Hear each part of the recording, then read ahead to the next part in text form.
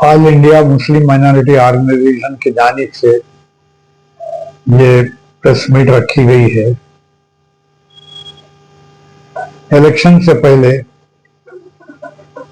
रेवंत रेड्डी साहब और कांग्रेस की हुकूमत ने वायदा किया था कि खासतौर से मुसलमानों की माशी हालत देख के और तालीम के सतह पे वो नहायत ही पीछे हैं और रोजगार के सतह पे बहुत पीछे हैं।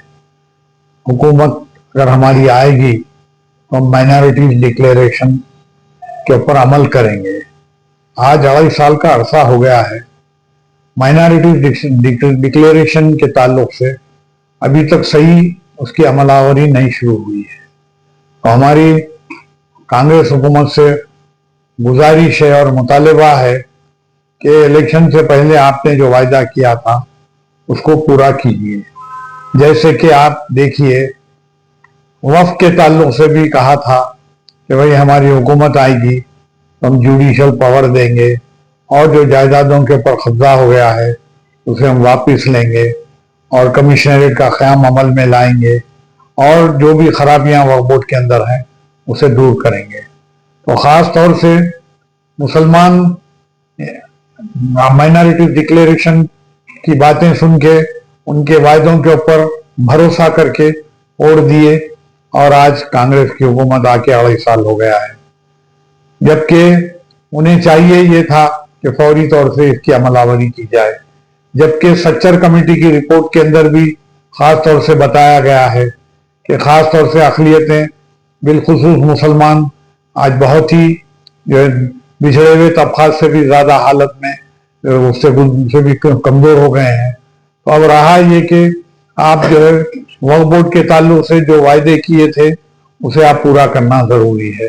जबकि आपने 3,000 करोड़ से ज़्यादा का बजट सैंक्शन किया है, वो बजट को भी जो है सही ढंग से अब तक 50% भी इस्तेमाल नहीं हुआ और हर साल बजट वापस चला जाता है। जबकि आंध्र प्रदेश के अंदर तेलंगाना की स्टेट से लग के ही आंध्र प्रदेश एक टाइम पे तो पूरा एक ही स्टेट था, वहां पर माइनॉरिटीज डिक्लेरेशन माइनॉरिटी सब प्लान की जो है वहां पर अमलावरी शुरू हो गई है। सब प्लान आ गया है। क्यों भाई? जबकि बाजू की रियासत के अंदर सब प्लान आ गया है और रियासत तेलंगाना के अंदर सब प्लान का भी वायदा किए थे माइनॉरिटी डिक्लेरेशन के अंदर, वो क्यों नहीं आया? अब जबकि बजट हर साल हो रहा है कि आधे से ज्यादा बजट वापस चला जा रहा है। अगर सब प्लान रहेगा तो वो बजट को दूसरे अक़लियतों के खास तौर से जो डिपार्टमेंट है माइनॉरिटी वेलफेयर के कई उसके अंदर कामों में उसे इस्तेमाल किया जा सकता है। तो वो भी उसके ताल्लुक से भी हुकूमत अब तक कोई संजीदा नहीं है, ना उसके ऊपर कोई आज तक कोई इसके ऊपर एक्शन हुआ है। उससे हट के भी आप देखिए, उर्दू को दूसरी सरकारी जबान का दर्जा तो मिल गया है, लेकिन आज भी उसके साथ सौतेला सलूक है। उर्दू के साइन बोर्ड्स दफातर के ऊपर नहीं है।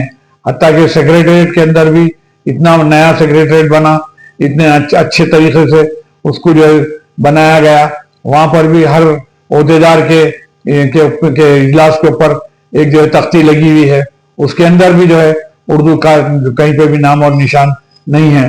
फिर उसे हट के उर्दू ऑफिसर्स का अपॉइंटमेंट हुआ था और वो कई साल से काम कर रहे हैं, उन्हें भी अब तक कोई तरक्की नहीं मिली है और उर्दू का जो बजट है वो भी सही ढंग से जो है उर्दू एकेडमी को पहुंचता नहीं है।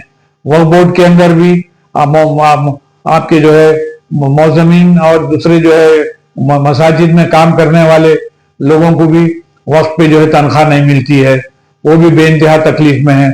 आज जबकि दूसरे देवलों के अंदर, टेम्पलों के अंदर पुजारियों की तनख्वाह ज्यादा है, यहाँ पर मौजमीन की तनख्वाह बहुत कम है। कम से कम 20 से 25 हजार तक बढ़ा के इनकी तनख्वाह कर दी जाए। तकरीबन हर थोड़े दिन को ये गड़बड़ी होती है कि भाई उनको ये 1 महीना पूरा गुजर गया है, तनख्वाह नहीं मिली है। तो ये सब खराबियां जो है उसे दूर करना चाहिए और ये माइनॉरिटी डिक्लेरेशन के ऊपर अमलावरी होना चाहिए और औकाफी जायदादों का तहफुज होना चाहिए और माइनॉरिटीज वेलफेयर के जितने डिपार्टमेंट है वहां पर स्टाफ की कमी की वजह से वहां पर भी सही काम नहीं हो रहा है। स्टाफ को भी बढ़ाया जाए। टिमरीज के अंदर भी परसों पेपरों में आया था कि भाई 2000 से ज्यादा जायदादें खाली पड़ी हुई हैं, लिहाजा जो है टिमरीज के अंदर जो सही तरीके से तालीम नहीं हो रही है और मदरसी नहीं होने से पढ़ाई नहीं हो रही है और बिल्डिंग्स बराबर सही नहीं है, खाने पीने का इंतजाम नहीं है, वक्फे से बच्चे बीमार हो जाते हैं।